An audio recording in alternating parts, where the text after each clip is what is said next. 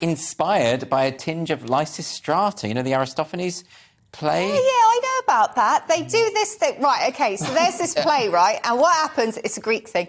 And yes. all the women say, we're not going to have sex anymore. And I can't remember the whole plot because I did it in drama. It's to basically end the Peloponnesian War, and they say they're going to withhold sex from the men until they stop fighting. Yeah.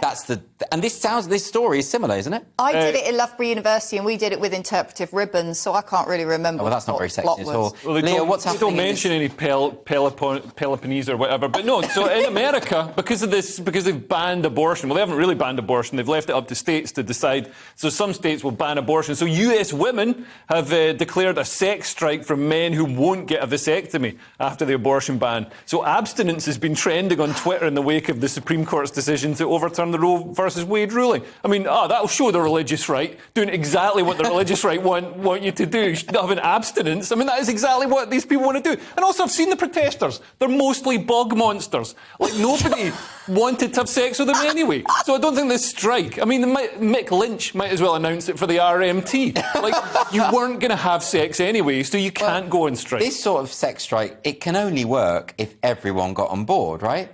And the fact is that it's going to be completely ineffective. It's just going to mean that this handful of women aren't going to have sex. And as Leo says, maybe they weren't going to anyway. Yeah, but also, I mean, you've got to remember that some women are some women are anti-abortion as well. Yes. So it really doesn't work. And also, what about contraception? Well, I mean, right. I appreciate that, there is the smaller cases, the percentage are probably going to be because of a result of something horrendous happening to you. Yes. But you have to also remember that, contraception does exist. And it's all right saying to the man, well, you need to get a vasectomy. But you could say to him first, also put on a condom. Do you know what I mean? Yes. I think there's other ways of dealing with this. I think this sex strike, although it's visible... Well, maybe it's just a gesture. Maybe it's just about saying we are doing something, we are angry, and it's that sort of protest. Yeah, I mean, it's horrendous. The decision is very upsetting. Do you think pro-life women will make up for it by having more sex?